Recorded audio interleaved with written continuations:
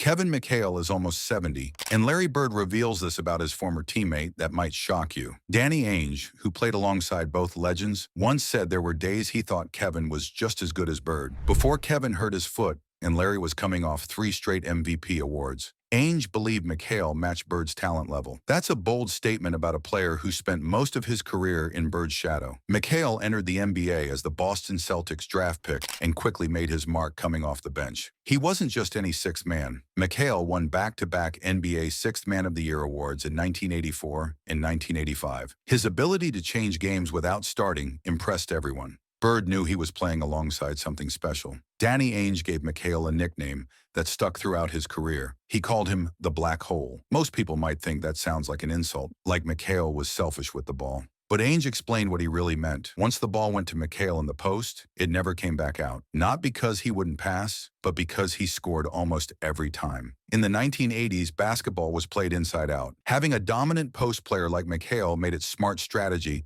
to keep feeding him the ball. The 1986-87 season showed just how dominant McHale could be. He averaged 26.1 points per game and 9.9 rebounds per game. His shooting numbers were incredible. McHale shot 60.4% from the field and 83.6% from the free throw line. He became the first player in NBA history to shoot 60% from the field and 80% from the free throw line in the same season. He also averaged 2.2 blocks per game that year. All of this earned him a spot on the All-NBA first team and 4th place in MVP voting, just 1 spot behind Larry Bird. McHale's post moves earned him another nickname. Players called his low post game the torture chamber. He had an arsenal of moves that left defenders confused. Pump fakes, spins, and footwork that seemed impossible to stop. Former teammate Danny Ainge said McHale could guard elite scorers like Adrian Dantley, Dominique Wilkins, and Charles Barkley without needing help. He earned 3 NBA All-Defensive First-Team selections from 1986 to 1988. The 1984 NBA Finals against the Los Angeles Lakers changed everything for McHale's reputation. The Lakers led the series 2-1 and looked ready to close it out in Game 4. The Celtics were getting outplayed in a finesse game. They decided to turn the series into a street fight. McHale took this strategy seriously. In the third quarter of Game 4, with the Lakers leading 76-70, Rambis drove for a fast break layup.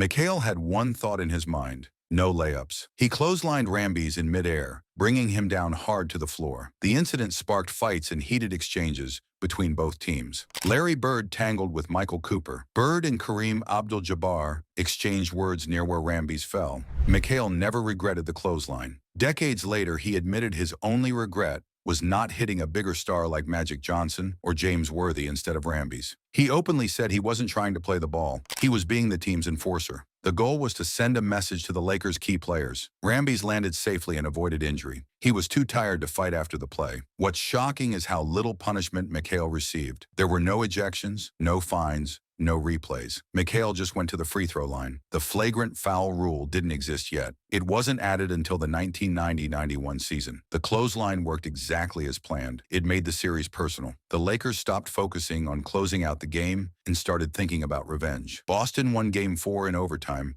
and eventually won the championship. McHale and others credited the clothesline as a turning point that sparked their comeback. McHale's relationship with Bird went beyond basketball. He provided unique insights into Bird's often underrated toughness. McHale admitted being surprised by Bird's physical strength when they first played together. He called Bird an absolute brute in the post. Bird would grab opponents and use leverage and anticipation to dominate physically. McHale said Bird was willing to get hit and hit back, showing functional toughness rather than just talk. The contrast between Bird and McHale was fascinating. Journalist Jackie McMullen once observed that if Bird had an opponent down, he would step on his throat and crush him. McHale would help the guy up. But the clothesline incident showed McHale had his own ruthless side when winning was on the line. Bird was known for his legendary trash talk. He would sometimes tell opponents that McHale was going to kick their ass, even when McHale hadn't said anything. During the 1989-90 season, as Bird returned from injuries, teammates, including McHale, criticized him for taking too many shots and trying to dominate games alone. This showed some tension as the team aged. McHale's career took a devastating turn on March 27, 1987. He broke his navicular bone in his right foot during a game against the Chicago Bulls. Doctors warned the injury could end his career.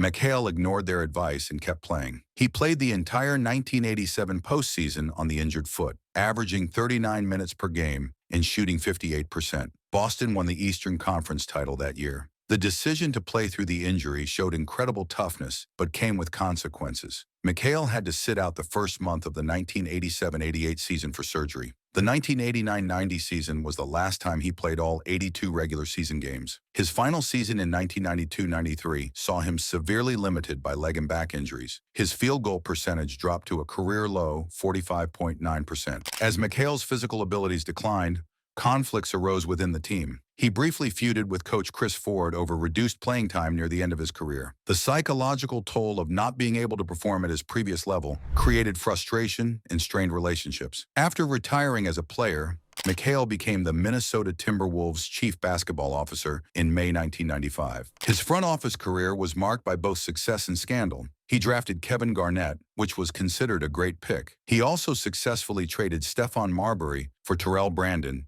in a pick that became Wally Szczerbiak. But McHale's executive career is remembered most for the Joe Smith salary cap scandal. Following the 1999-2000 season, it was discovered that McHale and owner Glenn Taylor made an illegal under-the-table agreement with Joe Smith. Smith signed 3 one-year contracts for less than $3 million each, well below his market value. The plan was to keep Smith's bird rights so they could sign him to a massive long-term deal later. The scheme was exposed during a lawsuit between Smith's agents. NBA Commissioner David Stern called it shocking fraud and a fraud of major proportions. The punishment was unprecedented. The Timberwolves were fined $3.5 million, the largest fine in league history. They lost 5 first-round draft picks from 2001 to 2005, though one was later returned. Smith's contracts were voided. Taylor was banned from team operations until August 2001, and McHale served an unpaid leave through July 2001. The lost draft picks devastated the Timberwolves for years. They couldn't build around Kevin Garnett properly, contributing to what many call the largely squandered Garnett era. McHale made other questionable draft choices too, selecting players like Ndudi Ebi over Josh Howard and Rashad McCants over Danny Granger. McHale also tried coaching. He coached the Timberwolves briefly in 2005 and from 2008 to 2009. He later coached the Houston Rockets from 2011 to 2015. His coaching career was marked by conflicts with star players. He had a contentious relationship with James Harden, claiming Harden came to camp fat and didn't want to play, leading to McHale's firing. He criticized Harden's isolation-heavy style, saying it worked in the regular season, but not in the playoffs when defenses could load up. McHale also clashed with Kyle Lowry, benching him for running old plays. This contributed to Lowry refusing to re-sign with Houston. Ironically, Kurt Rambis, the player McHale clotheslined in 1984, later became his assistant coach and then replaced him as Timberwolves head coach in 2009. McHale was fired by the Rockets after a 4-7 start in 2015-16, despite reaching the Western Conference Finals the previous year. Critics argued he couldn't adapt to modern NBA strategies and player management. He hasn't been hired as a head coach since. Kevin McHale's legacy is complex. As a player, he was undoubtedly one of the greatest power forwards in NBA history. His torture chamber post, moves, and defensive skills helped define 1980s basketball. He prioritized team success over individual glory, willingly playing in Bird's shadow for championships. His decision to play through the broken foot showed incredible dedication, but likely shortened his career. His post-playing career presents a mixed record. The Joe Smith scandal severely damaged his executive reputation and hurt the Timberwolves franchise for years. His coaching struggles showed the difficulty of adapting old-school mentality to the modern NBA. Yet his playing career remains legendary, and even Larry Bird recognized his exceptional talent. McHale understood what it took to win at the highest level and was willing to make any sacrifice necessary for team success.